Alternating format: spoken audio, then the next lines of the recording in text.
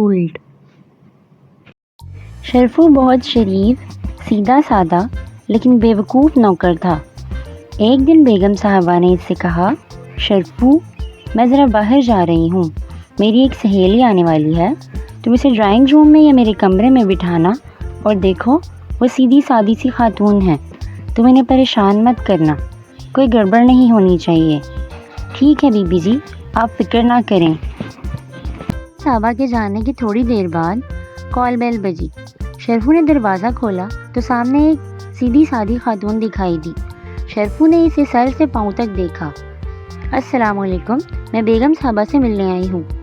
दरअसल वो औरत ने जैसे ही कहना शुरू किया, शरफू एकदम से बोला, अरे अरे, आपको कुछ कहने की ज़रूरत नहीं है, बेगम साहबा ने आपके बारे में सब कुछ बता दिया है। इधर आइए, तशरीफ़ लाइए, आराम से बैठ जाएं। शरफू खातून को इसरार करके अंदर ले गया। दरअसल मैं इनसे ये कहने आई थी कि खातून मज़ीद कुछ कहने लगी। शरफू ने इसको चुप करवा दिया।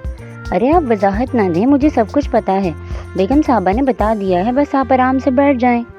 शरफू मियाँ बिस्किट और निमको वगैरह भी ले आए और कहा, आप ये लें ना। अरे अरे, नहीं नहीं, मुझे कुछ नहीं खाना, मैं तो बस। वो एकदम घबरा गई। नहीं मोहतरमा, आप तकल्लुफ़ ना करें, हमारी बेगम साहबा नाराज़ होंगी।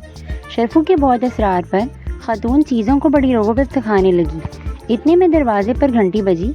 शरफू ने जाकर देखा तो एक खातून खड़ी थी। जी आप कौन? शरफू ने ताज्जुब से सामने खड़ी औरत को देखा। वो मैं मिसेस आतिफ से मिलने। शरफू ने इनकी बात काट दी। जी आप थोड़ा इंतज़ार करें, बेगम साहबा कहीं गई हुई हैं, आप फिर कभी आ जाइएगा, अभी ड्राइंग रूम में इनकी सहेली हैं। शरफू ने अपनी तरफ से बहुत अक्लमंदी की बात की। लेकिन मैं ज़रूरी काम से आई हूँ, औरत बोली। देखें जी, काम के लिए बहुत सी मासियाँ आती हैं, हम हर एक को काम नहीं दे सकते। शरफू अपनी मौज में बोला, क्या मैं तुम्हें काम वाली मासी नज़र आती हूँ? तुम्हें तमीज़ नहीं है? मैं जा रही हूँ, फरजाना से तुम्हारी शिकायत करूँगी। औरत गुस्से में बड़बड़ाती हुई चली गई। उन्हें शुक्र अदा किया कि औरत गई और फिर अंदर खातून के पास आया जो खाने से अब फारिग हो चुकी थी। अगर आपको बेगम साहबा के कमरे में बैठना है तो वहाँ चलिए। शरफू औरत को बहुत इसरार करके बेगम साहबा के कमरे में छोड़ आया तो बेगम साहबा भी आ गईं। शरफू, मेरी मेहमान आई हैं क्या? कहाँ हैं वो? जी बेगम साहिबा, वो आपके कमरे में हैं। अच्छा ठीक है, 2 चाय भिजवा दो।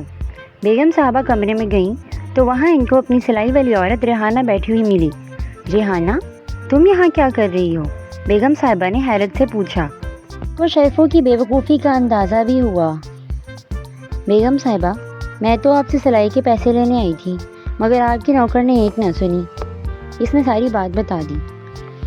ओह शरफू, इधर आओ, ये तुमने इन्हें पकड़कर यहाँ क्यों बिठाया है, और मेरी मेहमान कहाँ हैं?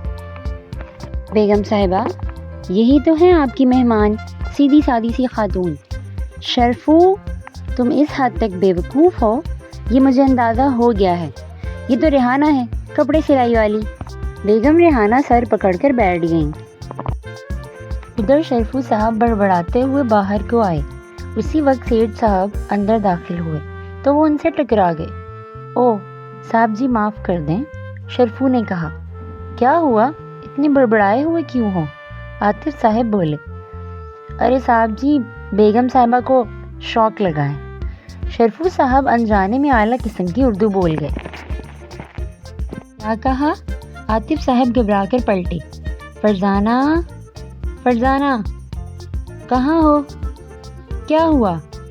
अरे नहीं साहब जी, वो सीधी सादी औरत ने शौक दे दिया। शरफू मजीद हड़बड़ाया। क्या कह रहे हो तुम?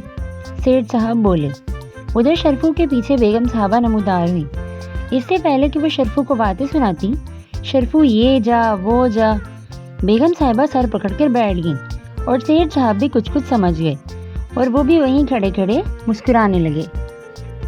कहानी से सबक मिलता है कि पहले हमें अपने सामने वाले की बात सुन लेनी चाहिए, जिससे हम उसकी बात को समझ सकेंगे और बेवकूफ़ी से बच जाएंगे। इसलिए सामने वाले को बात करने दें और फिर अपनी अक्लमंदी लगाएं, वरना आप बेवकूफ़ कहलाएंगे। अगली कहानी के लिए हमारा चैनल सब्सक्राइब करें, बेल आइकन को लाजमी प्रेस करें। شیئر کریں، کامنٹ کریں، لائک کریں اور اگلی کہانی کے لیے انتظار کریں۔